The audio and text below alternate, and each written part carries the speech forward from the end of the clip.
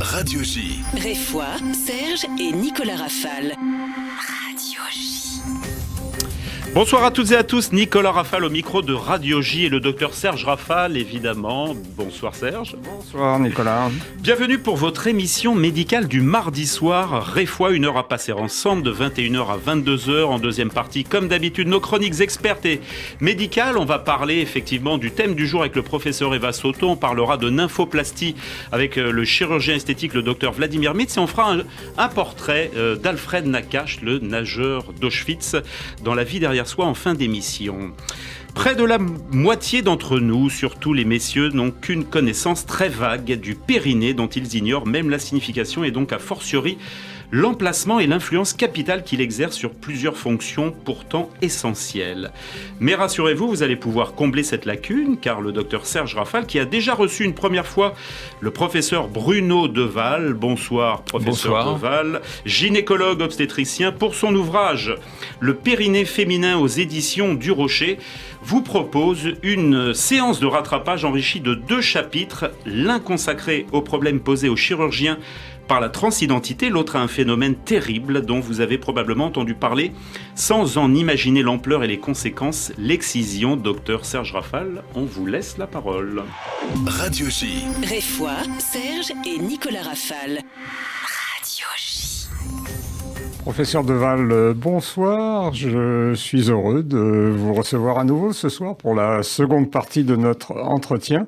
Et comme vient de l'expliquer Nicolas, nous allons proposer à nos auditrices une courte séance de rattrapage avant d'évoquer 2 sujets graves qui vous tiennent particulièrement à cœur, la transidentité et les excisions, dont je sous-estimais également l'importance en France avant la lecture de votre livre.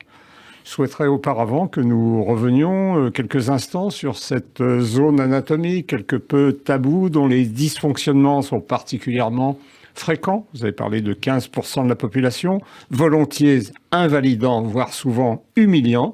Nous allons profiter de votre expertise pour faire le tour des solutions existantes pour y remédier. Alors, je parlais d'une région taboue, car dédiée à 2 fonctions dont on parle peu, le contrôle de l'élimination des déchets et la sexualité. Et la reproduction. Et la reproduction. Donc, effectivement, c'est le confin de plusieurs disciplines. La gynécologie, l'urologie, la médecine de rééducation, la sexologie. Toute femme prend conscience de son périnée à un moment de sa vie. Ça peut être l'adolescence, ça peut être l'enfance, ça peut être sa vie de femme, sa vie de mère. Ça peut être après, lorsque elle est ménopausée, elle décrit des troubles qui sont des troubles de la continence urinaire, de la continence anale ou des troubles de la statique pelvienne. C'est plus que 15%, c'est une femme sur 4, c'est-à-dire 25%. 15% ont une incontinence urinaire, 9% ont une incontinence anale, et moins de 5% ont des prolapsus génitaux. Le prolapsus génital, c'est les organes qui passent au travers du vagin ou le rectum qui passe au travers du canal anal. Donc c'est un problème de santé publique, clairement, dont la fréquence va varier en fonction des facteurs de risque, qui sont parfaitement bien définis. Les facteurs de risque, c'est premièrement la surcharge pondérale, c'est deuxièmement les grossesses et les accouchements, et puis c'est l'âge. C'est la modification tissulaire avec la ménopause, avec l'architecture osseuse qui va changer. Vous pouvez nous dire un mot sur l'anatomie de cette région, parce que pour le périnée féminin a souvent été assimilé à un muscle. C'est pas du tout ça. Le périnée féminin, c'est ce que nous, les hommes et les femmes, ont entre les jambes.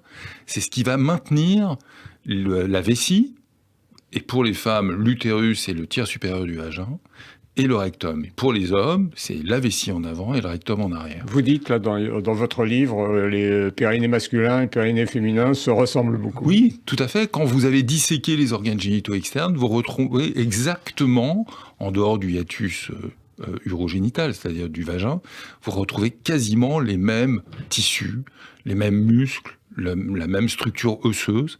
Le périnée féminin, finalement, c'est pas si différent que ça que du périnée masculin. Ce qui change, c'est les organes génitaux externes. Et les organes génitaux externes font partie du périnée. c'est-à-dire le clitoris, la vulve, les grandes lèvres, les petites lèvres, l'hymen, On va en reparler. voilà, le noyau fibreux central du périnée, l'anus, le canal anal, son sphincter externe et son sphincter interne. Ça, c'est le périnée. Alors, vous expliquez que c'est bien évidemment une zone anatomique, mais également psychologique et psychosomatique. Tout à fait. Tout à fait, puisque pour avoir beaucoup traité des patientes qui sont mutilées, on va en parler tout à l'heure, elles ont une cicatrice qui est indélébile. C'est-à-dire qu'on les répare, mais quelque part, elles restent cicatricielles. Les femmes qui ont des problèmes d'hyperactivité de vessie, d'urgence missionnelle, elles ont un problème d'hyperactivité de vessie, car la vessie est le miroir de l'âme. Vous l'expliquez, vous dites quand le périnée s'affaiblit ou s'effondre, c'est souvent la confiance en soi, la relation aux autres, la dignité qui disparaît. Exactement. Et lorsqu'on traite ces patientes, eh bien, les patientes reviennent et vous disent « merci ». Vous m'avez rendu ma dignité. Parce que ces patientes qui ont des fuites urinaires, des fuites anales, des prolapsus, des douleurs, elles ne sortent plus chez elles. Elles n'en parlent pas parce qu'elles ont honte, elles pensent que c'est un signe de vieillissement, d'altération de l'état général, et elles n'en parlent ni à leur médecin généraliste, ni à leur médecin spécialiste. Ce qu'il faut, c'est que ces femmes qui souffrent, et elles sont nombreuses, eh bien, il faut que les langues se délient. Il faut qu'elles viennent, qu'elles disent, voilà, j'ai un problème de fuite urinaire quand je tousse, quand j'éternue, quand je fais du sport, on en parlait lors de la première émission, quand je vais courir dans les rues de Paris, je peux plus. Je peux plus parce que j'ai des fuites. Eh bien, il faut en parler. Il ne faut pas avoir peur de délier les langues, délier le discours. On va d'ailleurs parler de thèmes qu'on aborde peu dans la deuxième partie de notre entretien, la transidentité, oui. Les excisions. Oui, les mutilations génitales. Les mutilations. Oui. Alors, quelles sont les principales causes de la fragilisation chez la femme? C'est la grossesse? Alors, c'est la grossesse.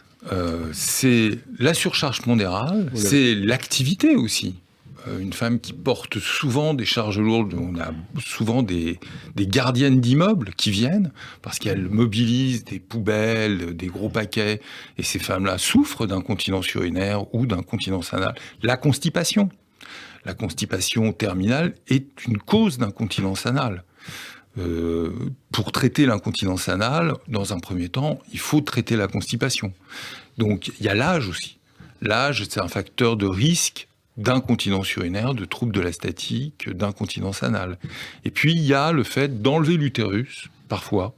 Ça peut entraîner, parfois, des fuites urinaires, des fuites de gaz. On les enlève moins qu'autrefois.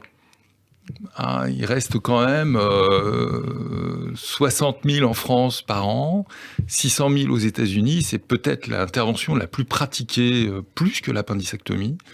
Ça se passe très très bien. Les femmes sortent soit le jour même, soit le lendemain. Ça se fait par voie vaginale, par voie abdominale ou par voie cœlioscopique. Faut pas avoir peur de l'hystérectomie. Surtout pas. L'accouchement, vous expliquez que c'est à haut risque pour le périnée. Alors, on faisait beaucoup de forceps, vous dites. Alors, le forceps, il y a certains pays européens qui n'utilisent plus de forceps. Les pays d'Europe centrale, par exemple, la Croatie, la Slovénie, la Serbie, n'utilisent plus du tout de forceps. Ils utilisent des ventouses. Exactement. Pourquoi ? Parce que le forceps est un facteur de risque de désinsertion musculaire. On parle d'avulsion musculaire. Et puis, le forceps est un facteur de risque de lésions périnéales. Les lésions périnéales, il y en a plusieurs types. Ça peut même aller jusqu'à la rupture du sphincter anal. Alors, il y a des techniques qui permettent de prévenir ces lésions périnéales. Il faut faire, par exemple, de la rééducation en cours de grossesse. À partir de la 23e semaine, il faut rééduquer son périnée. Il faut que la parturiente n'hésite pas à mettre son pouce dans le vagin et à assouplir la face postérieure du vagin. Et plus elle fera ça, plus elle aura conscience de son périnée et moins il y aura de lésions périnéales. Vous dites qu'il est important de protéger son capital périnée. Exactement. Le capital périnée. Et puis, il y a l'obstétricien, il y a l'accoucheur. C'est à la discrétion de l'accoucheur de décider ou non d'une épisiotomie. Autrefois, il n'y a pas si longtemps, les primipares, celles qui n'avaient jamais accouché, on faisait systématiquement une épisiotomie. C'est passé de mode, puisque l'épisiotomie ne protège pas de l'incontinence urinaire et ne protège pas de l'incontinence anale. La césarienne protège, elle ? La césarienne protège à la première, à la deuxième, mais pas à la troisième grossesse. Il faut savoir que le taux d'incontinence urinaire après 3 césariennes est identique au taux d'incontinence urinaire après 3 accouchements par les voies naturelles. Mais une femme peut décider de sa voie d'accouchement, ça s'appelle la césarienne de convenance, et de dire, moi, pour protéger mon périnée, j'ai 40 ans ou plus, je risque d'avoir des fuites urinaires à mon accouchement, je souhaite une césarienne. On est frappé, professeur Deval, par les chiffres. Vous dites au total 3 millions de femmes, 2,6 millions de plus de 65 ans, mais probablement beaucoup plus, car toutes ne consultent pas pour ce motif, elles en ont un petit peu honte. Et toutes ne déclarent pas. C'est-à-dire la consultation, c'est un mode de déclaration, et elles ne déclarent pas. Donc il y en a probablement beaucoup plus que 3 millions en France, oui. Plusieurs types d'incontinence, ça change quelque chose pour vous, l'incontinence ? Les auditrices, il faut qu'elles comprennent, et peut-être elles le vivent elles-mêmes, qu'il y a 2 types d'incontinence. Il y a l'incontinence quand je tousse, quand j'éternue, quand je crie après mes enfants, quand je fais du trampoline avec mes enfants, quand je vais courir dans les rues de Paris pour préparer les 10 km du Paris Saint-Germain, par exemple. Eh bien, elles ont des fuites, c'est l'incontinence d'effort. Et puis, il y a le deuxième type d'incontinence.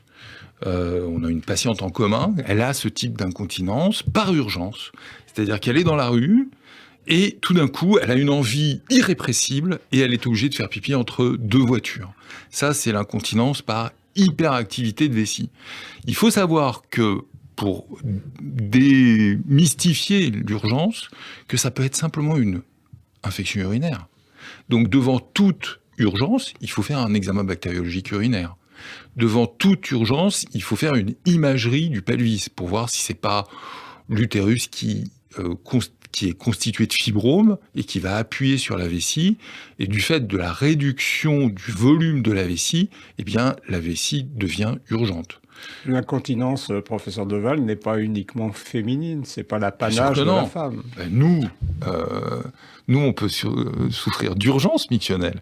Quand on est opéré de la prostate, par exemple, il y a 10% des hommes qui vont décrire une incontinence urinaire. Mais on peut les traiter, les incontinences urinaires masculines. Il faut le savoir, ça aussi. Un homme qui souffre d'incontinence urinaire doit aller voir, après prostatectomie, doit aller voir son urologue, et l'urologue doit lui donner des solutions. Voilà. Le traitement, vous expliquez que ça guérit, en tous les cas ça améliore plus d'une femme sur 2. Il y a une hiérarchie, alors on commence bien sûr par les protections. La protection n'est pas un traitement. La protection, c'est une béquille. Voilà, c'est juste c'est pas une très bonne béquille. Alors vous dites, il faut une éducation vésicale et ensuite une rééducation périnaire. Exactement. Il y a une première ligne de traitement qui n'est pas chirurgicale. La première ligne de traitement qui n'est pas chirurgicale est rééducative. C'est-à-dire qu'il faut aller voir des médecins de rééducation, des kinésithérapeutes, des sages-femmes, des ostéopathes. Les ostéopathes ne sont pas habilités à faire des touchés vaginaux, il faut le savoir. Donc Ils avaient le droit autrefois, c'est interdit depuis quelque temps. Donc ces professionnels de santé vont s'occuper de la première ligne de traitement. Et puis après, il y a la deuxième ligne de traitement, qui est un traitement chirurgical. Alors, il y a eu beaucoup de débats sur les bandelettes sous-urétrales. La bandelette sous-urétrale a été initiée par un gynécologue suédois, Ulf Umstein, qui est décédé depuis, et il a créé cette bandelette en 1995. C'est-à-dire que la bandelette sous-urétrale pour traiter l'incontinence urinaire d'effort de la femme existe depuis pratiquement 30 ans. Et les publications, l'évidence scientifique met en évidence que plus de 8 femmes sur 10, après 20 ans de la mise en place de la bandelette, ne décrit plus de fuite. Donc c'est fantastique. Et puis il y a des patientes... Pourquoi cette mauvaise réputation des bandelettes ? Parce que parce que il y a eu des class actions de patientes qui ont dit on m'a mis une bandelette, ça va pas du tout, déjà premièrement. Mais il faut inverser le discours. Il faut dire mais les bandelettes c'est fantastique parce qu'on l'a pas assez dit. Les bandelettes traitent plus de 8 femmes sur 10. C'est ce discours-là qu'elles doivent entendre. Après, il faut dire l'efficacité de la bandelette peut s'altérer au fur et à mesure de la vie, parce que la femme, qu'est-ce qu'elle va ? Elle va prendre du poids, elle va avoir des activités différentes, elle n'était pas sportive, elle le devient, et elle fuit après la mise en place de bandelettes 10 ans après. Ça existe. Eh bien, on peut remettre une bandelette ou on peut faire des injections d'agents comblants dans l'urètre qui marchent très très très bien. En Angleterre, par exemple, il n'y a plus de bandelettes. C'est interdit. Il n'y a plus de bandelettes parce que les class actions de patientes ont eu une incidence sur les autorités de santé anglaises. Et nos amis et collaborateurs et collègues anglais, eux, ils font des injections d'agents comblants. Bon, eh ben ça marche très bien. Donc la chirurgie ou la deuxième ligne de traitement de l'incontinence urinaire de la femme marche très bien. Très, très bien. Éducation, rééducation, chirurgie, quelques médicaments.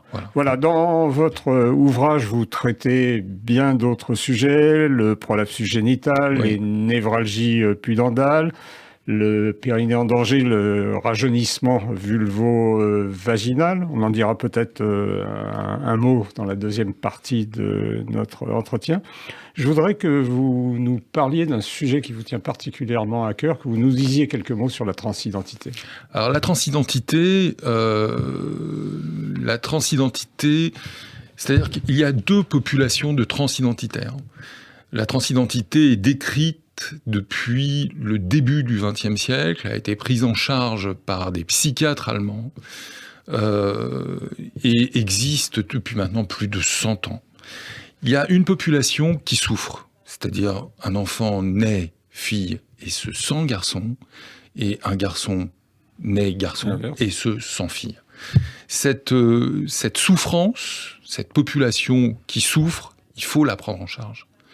Cette population qui souffre va avoir accès à la pédopsychiatrie, et c'est au pédopsychiatre, avec les endocrinologues, avec les médecins traitants, ils vont décider ou non d'un blocage de la puberté, de la mise en place d'un traitement hormonal. Vous insistez sur le fait de ne pas se précipiter. Surtout, alors ça, c'est la position des services de pédopsychiatrie, de Foch, de Pitié-Salpêtrière, qui vont prendre en charge cette population-là, de Robert Debré, qui vont prendre en charge cette population-là.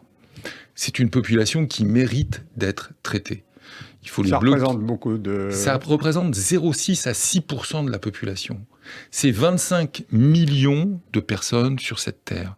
C'est 1 500 000 aux États-Unis. Et quand on voit les États-Unis et la France, c'est un rapport de 1 à 10, c'est donc 10% de 1 500 000, donc c'est au moins 100 000 à 150 000 sujets en France. Donc il y a cette population qui souffre, qu'il faut prendre en charge.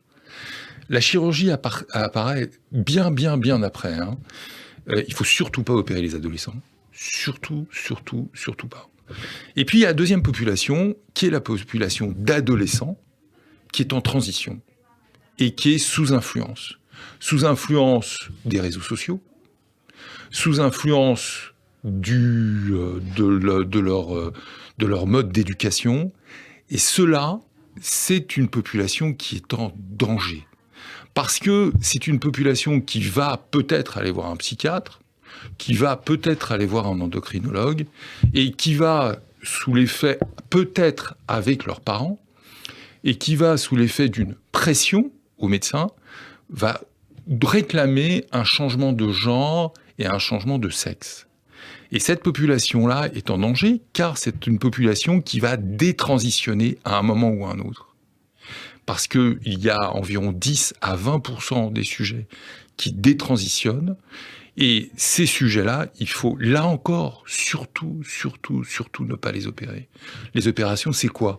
C'est faire un vagin à un garçon, et c'est enlever l'utérus, les ovaires, et faire un phallus à partir du clitoris, ça s'appelle la métoïdoplastie, à une petite fille, ou à une adolescente, ou à une femme. Donc, il faut que ces sujets-là, et le message est le suivant, c'est pour ça que je voulais qu'on en parle, c'est que là, en ce moment, c'est en train d'exploser. C'est en train d'exploser, pourquoi ? Parce que les réseaux sociaux impactent le quotidien des adolescents et des jeunes gens pubères et des adolescents. On verra qu'ils ont beaucoup d'autres influences. Mais oui, mais les réseaux sociaux sont absolument terribles pour ça. Donc, il faut bien prendre conscience que, premièrement, on n'opère pas les adolescents. Que l'adolescence, c'est pas seulement le sujet de 14 à 19 ans. Un sujet de entre 20 et 25 ans est aussi en transition. Donc, il ne faut pas les opérer, ces gens-là. Et que, deuxièmement, il faut être hyper vigilant sur l'éducation que l'on donne à nos enfants. Voilà, c'est ça le message. L'autre sujet, l'autre thème que je souhaitais aborder, c'est la mutilation. J'ai été frappé dans votre ouvrage par le nombre, les conséquences de cet acte. 200 millions. Imaginez terrible, mais 200 millions de personnes dans le monde. 200 millions de femmes subissent et ont subi une mutilation génitale. La mutilation génitale, c'est quoi ? C'est l'excision, c'est-à-dire l'amputation du clitoris, qui n'a aucun rapport avec la circoncision. Aucun. L'excision, c'est l'équivalent pour les hommes de la pénectomie, c'est-à-dire on coupe l'organe génital externe masculin. Donc l'excision, on coupe le capuchon clitoridien et le corps du clitoris. L'infibulation, le type 2, c'est on coupe les petites lèvres, et le type 3, c'est l'infibulation, la suture des petites lèvres. Toutes les 6 minutes, une femme subit une mutilation. Il faut savoir qu'en France, c'est pénalement répréhensible, qu'en Côte d'Ivoire et au Sénégal, c'est pénalement répréhensible. Mais avec des chiffres incompressibles, vous dites. Totalement. C'est-à-dire qu'en 1992, 100 millions de femmes étaient mutilées, 20 ans après, 200 millions. C'est-à-dire qu'il n'y a pas de réduction de la fréquence de la mutilation. Et, paradoxe, alors qu'il semblerait qu'il y ait une cassure de la courbe de croissance, en France, en Seine-Saint-Denis, eh bien, 7% de la population subit des mutilations. Pas en France. Vous expliquez dans votre livre, vous dites 60 000 femmes sont excisées chaque année lors d'un retour en Afrique. Alors principalement Burkina Faso, en Côte d'Ivoire, en Guinée, Mali, au Sénégal. C'est-à-dire que c'est le poids familial, la culture familiale, qui vit en France, qui emmène ses petites filles dans le pays d'origine, et c'est au pays d'origine que ces petites filles sont excisées. Alors il y a 2 centres qui s'occupent très très bien des femmes excisées en Île-de-France. Il y a le centre de Stéphane Bounan, qui est à Saint-Denis, et il y a le centre de Sophie Kerzinski, qui est à Montreuil. Ces 2 centres-là prennent en charge les femmes excisées. Il faut savoir que l'excision, la réparation d'une excision, ne répare pas le traumatisme de l'excision, mais on peut refaire un clitoris d'une femme excisée.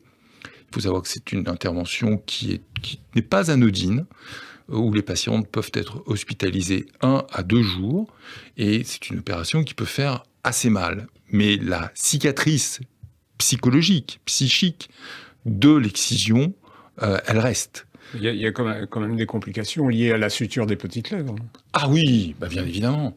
La complication de la suture des petites lèvres, c'est premièrement ne pas pouvoir avoir de rapport sexuel. On a invité un des chefs de service du Sénégal qui nous a dit que dans la grande majorité des cas, les femmes venaient pour une désinfibulation pour avoir une sexualité. Et malgré tout, malgré l'infibulation, malgré ce pertuis réduit, il y a certaines femmes qui peuvent avoir des rapports sexuels et qui peuvent développer une grossesse. Et à l'accouchement, elles peuvent exploser totalement leur périnée. Donc, il faut prendre en charge ces patientes, il faut qu'elles soient informées, il faut que le couple soit informé, et souvent, une femme désinfibulée, c'est-à-dire lorsqu'on enlève la suture des petites lèvres, nous remercie parce qu'elle se sent de nouveau une femme normale. Vous expliquez dans votre livre qu'en fait, elles partent et que cette intervention, cette mutilation collective, elles ne peuvent pas y résister. Il y a une pression Exactement. Du groupe. Et vous dites parfois le même instrument pour toutes les opérer, un couteau, une lame de rasoir, des ciseaux. Et avec des complications. Avec une morbidité et une mortalité. Une femme excisée sur 5 va mourir.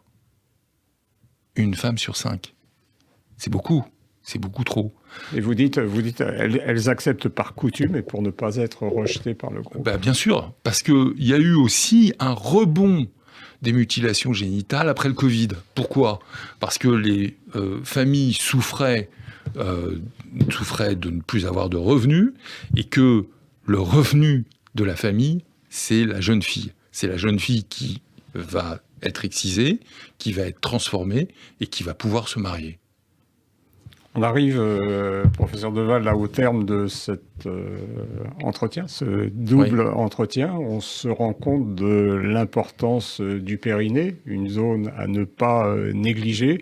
Et votre message essentiel, c'est de ne pas hésiter à en parler. Trop peu de femmes... Bien sûr, il faut délier le discours. Il faut que les femmes n'aient pas peur de dire, voilà... j'ai un souci qui me pourrit la vie, je ne peux plus aller au théâtre, je ne peux plus aller au cinéma, j'ai une vie sociale qui est altérée, je ne sors plus de chez moi, j'ai un sentiment de honte, j'ai un sentiment de dégradation physique. Eh ben non, tout ça, ça se prend en charge. Professeur Deval, je vous remercie beaucoup. Merci, docteur Serge Rafal. Merci, professeur Deval. On se retrouve juste après une petite plage publicitaire. Je rappelle le titre de votre ouvrage, Le périnée féminin, professeur Bruno Deval, aux éditions du Rocher. On se retrouve dans une minute avec nos experts médicaux. À tout de suite. Radio J, 15h-16h30, Cyrielle Sarah Cohen. Je vous donne rendez-vous du lundi au jeudi avec un invité. Et je suis ravie d'être invitée à Radio J. Des chroniques et un coup de cœur à vous faire découvrir. Réécoutez cette émission à partir de 22h sur Radio J. Radio J. Vous écoutez Radio J. Radio J. Radio J.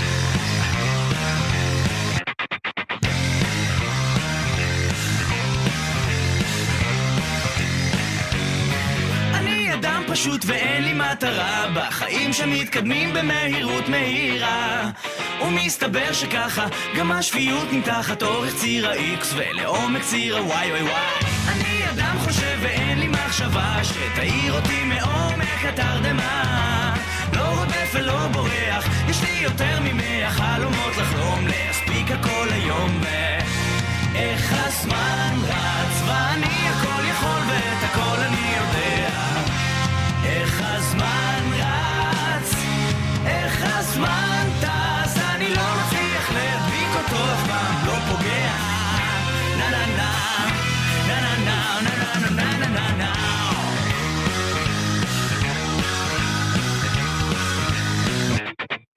אני אדם אוהב ואין לי אהבה, בחיים שמספקים לי מרירות נדיבה.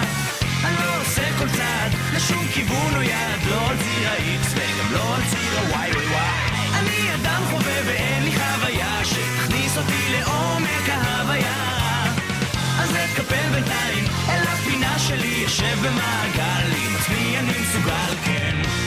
איך הזמן רץ ואני הכל יכול ואת הכל אני יודע.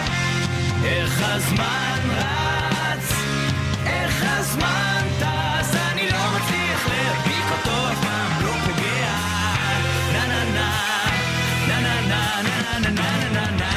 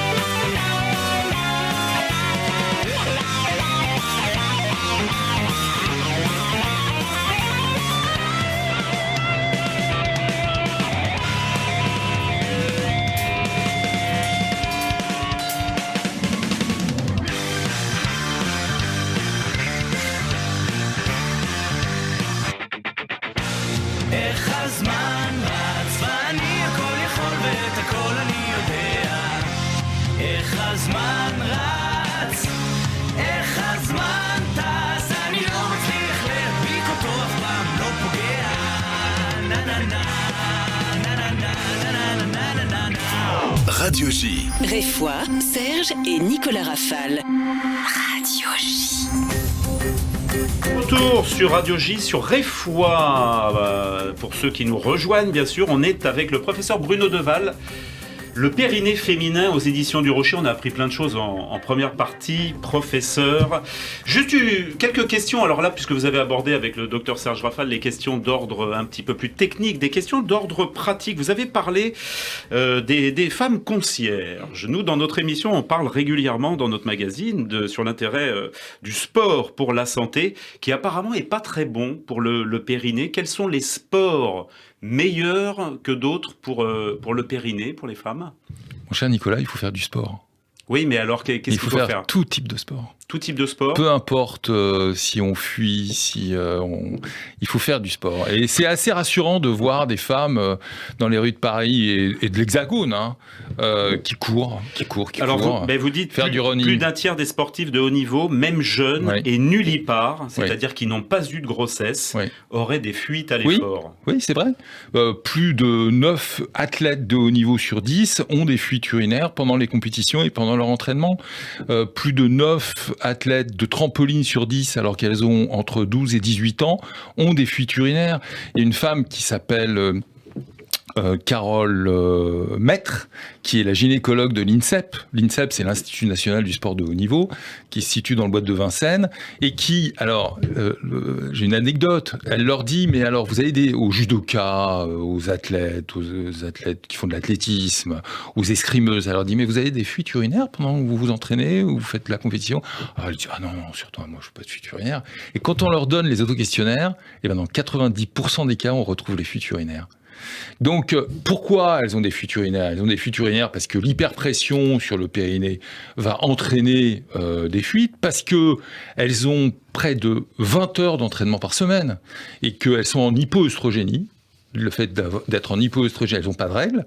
Donc, elles sont en aménorrhée secondaire du fait de l'hypoœstrogénie. Et l'hypoœstrogénie va atrophier les tissus. Donc, l'hyperpression, l'atrophie des tissus, ça donne des fuites. Et qu'est-ce qui se passe? Eh ben, ça va altérer leurs résultats pendant les compétitions et ça va altérer leur qualité d'entraînement. Donc, nous sommes à la veille des Jeux Olympiques de 2024 et là, Carole Maître, qui est une collègue et amie, fait un travail absolument remarquable à l'INSEP et je pense qu'on aura grâce à elle, beaucoup de médailles féminines. Bah alors, toutes les dames qui nous écoutent, toutes nos auditrices ne vont peut-être pas participer aux Jeux Olympiques de 2024, je pense pas. Est-ce qu'il y a des sports, des disciplines alors qui sont praticables, qui sont meilleurs? Alors il y a les sports portés. Les sports portés, c'est la natation et le vélo. Il faut gainer. Parce que le gainage va solliciter... Qu'est-ce que ça veut dire, gainer? Gainer, c'est la planche. Vous savez, quand vous mettez vos bras, c'est très, très désagréable. Vous avez mal au dos. Le fait par exemple, Didier Deschamps, il fait 1 heure de gainage par jour. Voilà.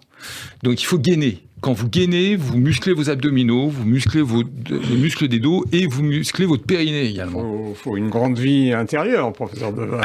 1 heure de gainage. Alors, on peut peut-être écouter pendant l'émission, peut-être cette fois. Je suis persuadé qu'il y a plein d'auditrices qui sont en train de gainer. Mais moi, je gaine. Mais sérieusement. Est-ce que vous gainez tous les jours, quotidien? Quotidiennement, non. Il faut gainer. Ah ouais. Mais c'est quoi les exercices de gainage? C'est quoi? C'est simple. Vous vous mettez sur les avant-bras, vous faites la planche, et puis vous tenez sur les avant-bras 30 secondes, 45 secondes, 1 minute. Et puis au quotidien, tous les matins, ça dure 1 minute le premier jour, 2 minutes le deuxième jour, et puis la deuxième semaine peut-être 3 minutes. Et puis en vacances, à la piscine, ça peut durer 10-20 minutes de faire la planche sur l'eau. C'est pas la planche sur l'eau, hein. C'est la planche sur le sol, sur un sol dur. Ouais, je sais, c'est pas pareil. Serge, vous gainez ou pas? Autrefois, de moins en moins. Nicolas, vous gainez. Vous êtes tennisman, vous gainez. Feu tennisman. Franchement, si vous ne gainez pas, alors vous êtes tennisman, vous avez mal au dos. Moi, je suis d'une autre époque où, non, mais c'est vrai, où on disait qu'il fallait faire ce qui est très mauvais d'ailleurs, des abdominaux. Donc on faisait le crunch. Le crunch, on se mettait les pieds sous un canapé et puis on relevait. Ça, c'est abandonné maintenant. Hein. Pas de crunch. Ouais, ça c'est très mauvais. Gainer, et si vous faites des abdominaux, il vaut mieux faire les abdominaux sur le dos et ramener ses jambes sur le bassin. Voilà. Mais pas de crunch. Alors, pas de crunch. Fini le chocolat. Ouais, voilà, donc vous ne faites pas.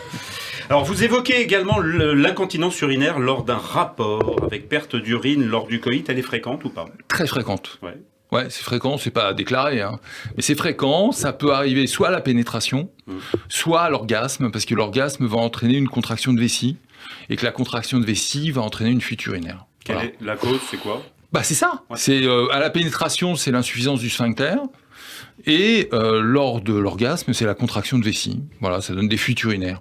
C'est bien évidemment, c'est extrêmement gênant, mais ça se prévient. Il faut avoir des rapports sexuels. Il faut avoir une sexualité comme il faut faire du sport. Voilà.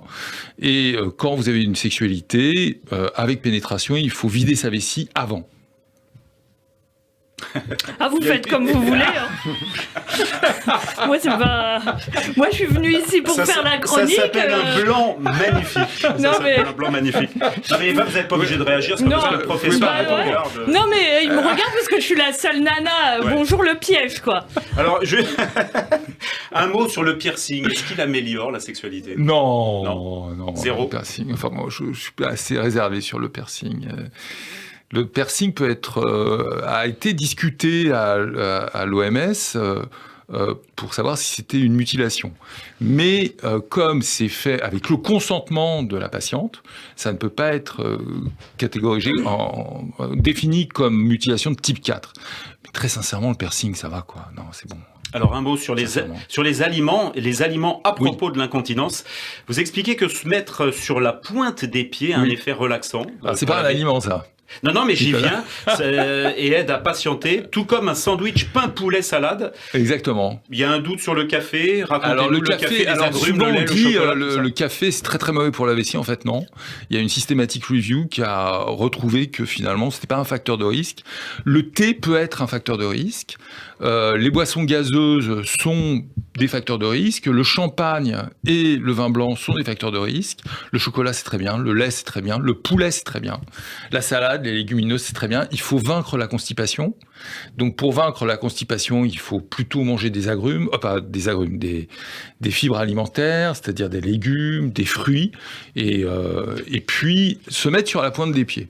Oui, vous expliquez dans votre livre que ça stimule le nerf tibial postérieur. Exactement. Et ça remonte à la vessie, c'est le signe de Clara Fowler. Vous savez que l'hyperactivité de vessie peut se traiter par la stimulation du nerf tibial postérieur avec des stents qu'on va mettre en arrière de la malléole interne. La patiente, elle a une stimulation pendant 20 minutes par jour et ça marche une fois sur 2. Donc les femmes qui ont des hyperactivités de vessie, plutôt que de leur donner des médicaments, parce que les médicaments c'est fatigant, parce que ça donne des signes atrophiniques. Ils ne sont pas bien tolérés, il y a beaucoup d'effets secondaires, les anticholinergiques. Les anticholinergiques, c'est terrible. Avant, on donnait du ditropan, en veux-tu, en voilà. Ça, c'est fini, ça. Donc, on leur donne plutôt une stimulation tibiale postérieure, et ça améliore une femme sur 2. Et sinon, si ça ne marche pas, dans la deuxième ligne de traitement, on peut leur proposer du Botox dans la vessie, par cystoscopie. Voilà.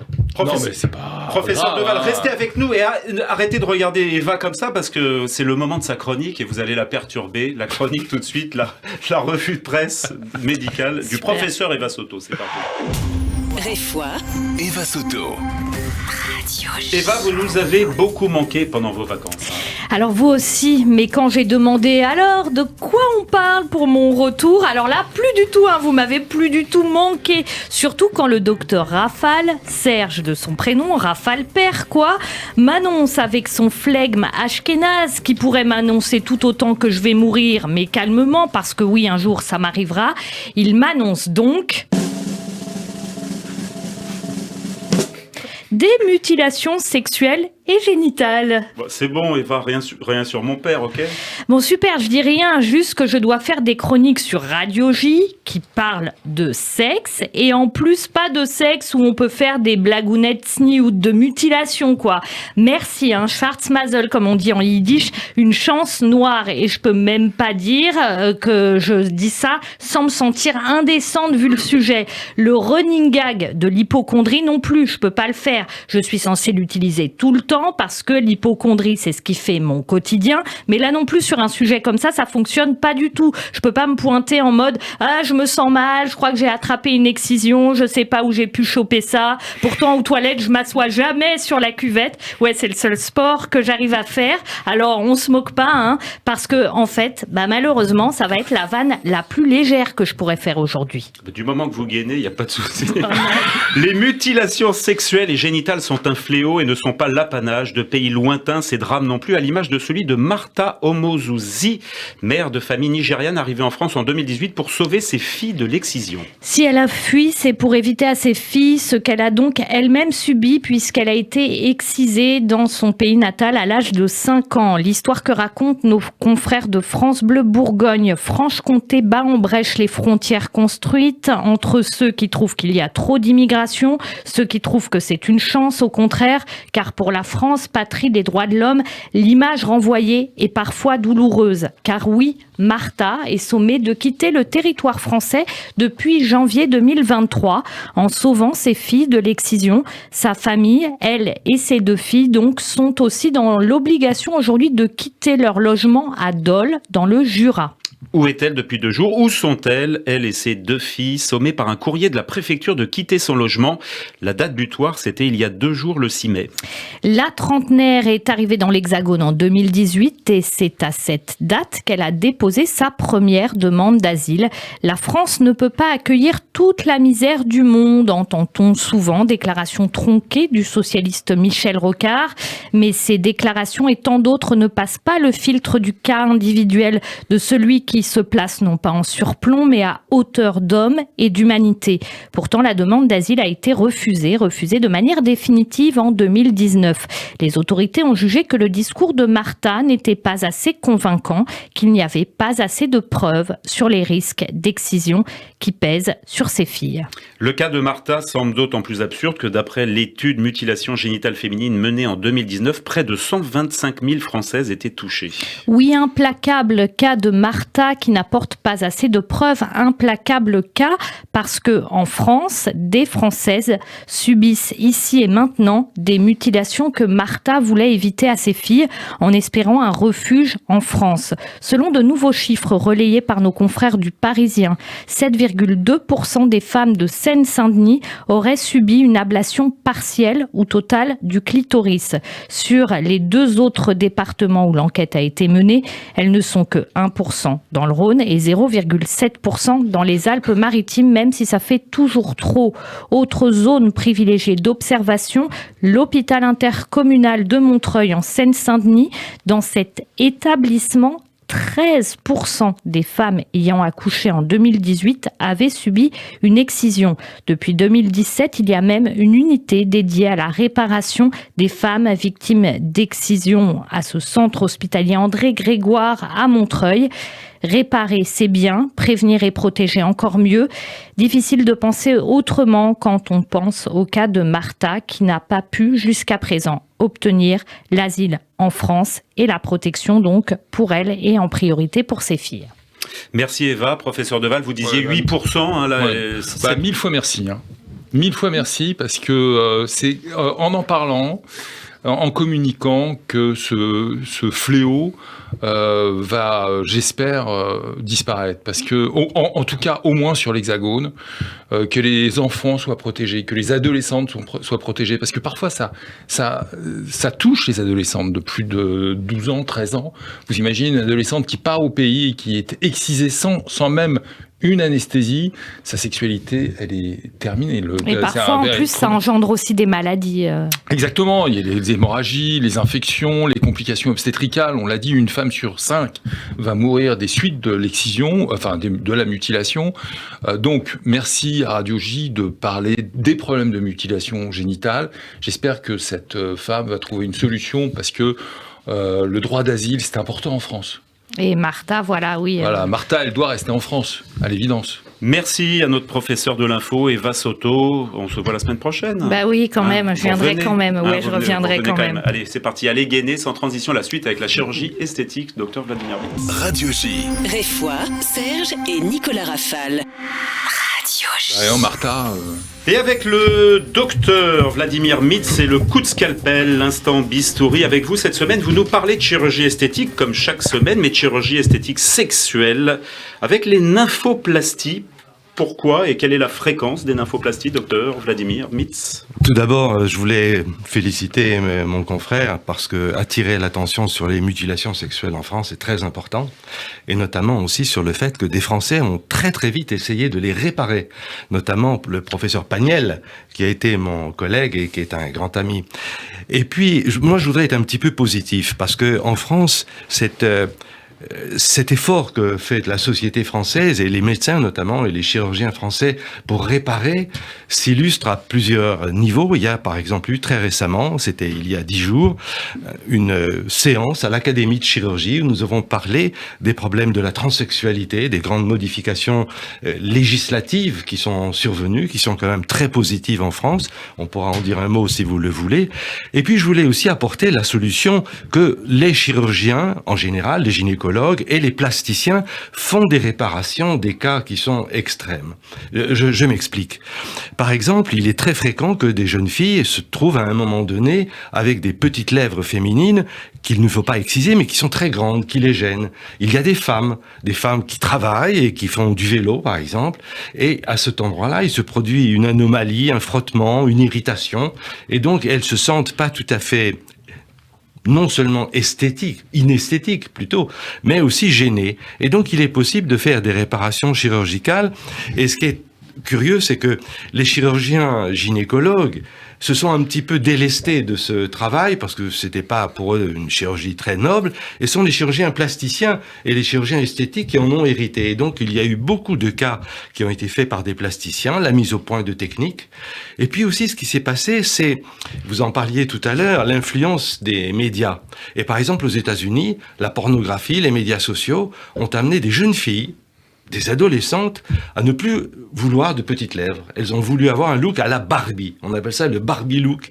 C'est-à-dire qu'elles voulaient avoir une excision presque totale de leurs petites lèvres pour que ces petites lèvres ne dépassent à peine de leur orifice sexuel. Et c'est quelque chose qui est extrêmement choquant, bien sûr, que nous réprimons, on essaye d'apprendre à toutes ces jeunes filles, de leur dire non, ne faites pas ça, c'est une vraie mutilation. Vous dites les ravages de l'industrie du film pornographique. Tout à fait, parce qu'il y a une tentative d'identification à ce qui paraît être beau, propre et sain, puisque maintenant, les imberbes en matière d'apparence du bassin féminin ont été légion, et que quelque part ces femmes et ces jeunes filles se donnent à voir, et que celles qui regardent ont cette mauvaise impression de dire c'est beau d'avoir des toutes petites lèvres ou de ne pas avoir de poils sur le pubis ou d'avoir des piercings.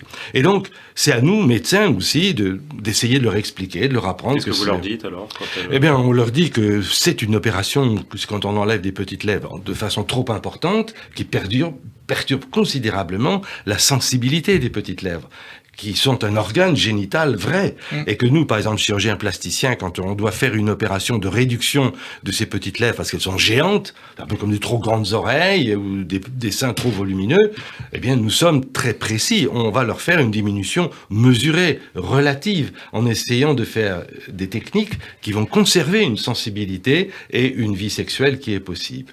L'autre versant, c'est la réparation. Vous en parliez tout à l'heure. Alors, la réparation des mutilations sexuelles, il faut le comprendre pour les gens qui nous écoutent. L'idée, c'est un peu comme si on voulait relever la rose à l'intérieur du vase. C'est-à-dire qu'il reste toujours au niveau du clitoris qui a été excisé, les pieds du clitoris et une petite partie du clitoris qui est enfouie, parfois sous un tissu cicatriciel. Et donc tout le travail du chirurgien va être d'enlever ce tissu cicatriciel et d'essayer de relever, de faire remonter à la surface ce qui reste de clitoris. Ça donne une sensibilité qui est douloureuse aux patientes, mais ça leur donne une sensibilité quand même, et surtout le point très important, c'est que le fait d'avoir été voir un chirurgien pour se faire réparer, c'est quand même quelque part un peu d'effacer la mutilation qu'elles ont subie. Je dis pas que ça va leur transformer la vie, mais dans les cas que nous avons eu à faire ou qu'on a constaté après, il y a une grande amélioration de la qualité de la vie. Donc on peut être positif. Je veux dire que franchement, en France, on fait des points très positifs pour essayer de réparer toutes ces patientes et puis de prévenir. Alors l'autre point dont dont on pourrait parler, là je serais content d'avoir un petit peu votre opinion, c'est que la société française évolue en matière d'acceptation du changement de sexe. Et cette acceptation, pour certains d'entre nous, on la vit assez difficilement parce que on n'a pas été, je dirais, confronté à ce problème des adolescents qui sont intersexes. Moi, personnellement, comme j'ai été jeune chirurgien, je suis allé dans un service de chirurgie infantile et dans ce service, il y avait ce qu'on appelle les ambiguïtés sexuelles, c'est-à-dire des enfants qui naissaient, je ne savais pas si c'était des petits garçons et des petites filles. Et ce sont les parents qui poussaient les chirurgiens de l'époque, disant, mais qu'est-ce que je vais déclarer? Qu'est-ce que je vais faire de cet enfant? Est-ce que c'est un garçon? Est-ce que c'est une fille? Pouvez-vous faire quelque chose? Et un très grand chirurgien, qui s'appelle le professeur Pellerin, avait même mis au point des techniques où on pouvait transformer quelqu'un qui avait un trop grand clitoris en plutôt une petite fille, ou un garçon qui était avec un trop grand zizi, si j'ose dire, d'essayer d'en faire un petit clitoris parce que c'était quelqu'un qui était catalogué comme féminin à cause de ses organes internes. Et donc, ces transformations chirurgicales, maintenant, elles sont discutées parce qu'on dit qu'il faut qu'il y ait un libre arbitre de l'enfant et il faut attendre qu'il ait lui-même, qu'il prenne lui-même sa décision. C'est donc un vrai problème de société et c'est pas facile pour les parents. Parce qu'on va dire aux parents, écoutez, on sait pas trop ce qu'on va faire, on va attendre un peu pour voir comment il va lui-même choisir, comment il va se catégoriser. Est-ce que c'est ça la bonne solution? Je ne sais pas, j'aimerais bien avoir votre avis. Alors, il faut différencier l'intersexe et le transsexe. L'intersexe, c'est, comme vous l'avez dit, une population qui est à la fois fille et garçon, et il y a eu une sensibilisation des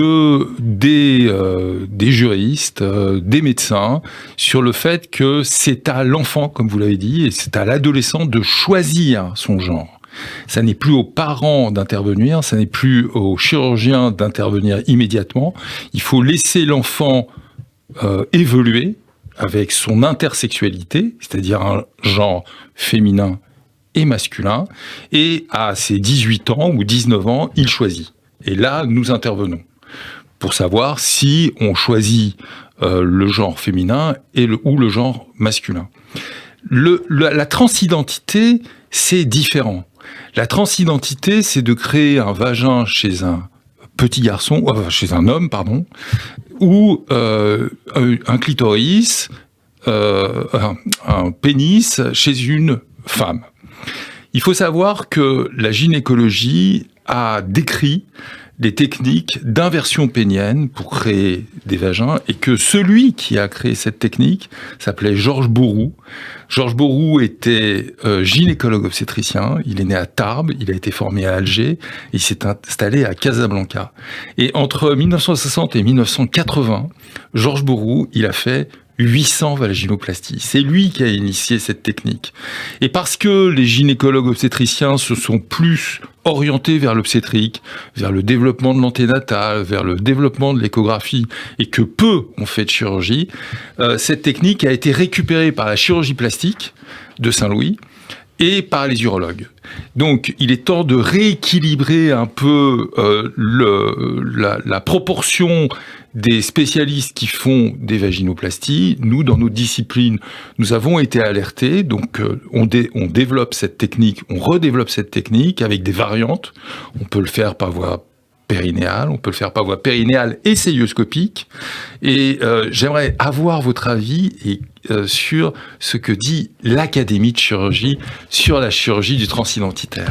Alors c'est court, pardon Vladimir. Oui, l'Académie de chirurgie a pris acte de toutes ces modifications dans la société.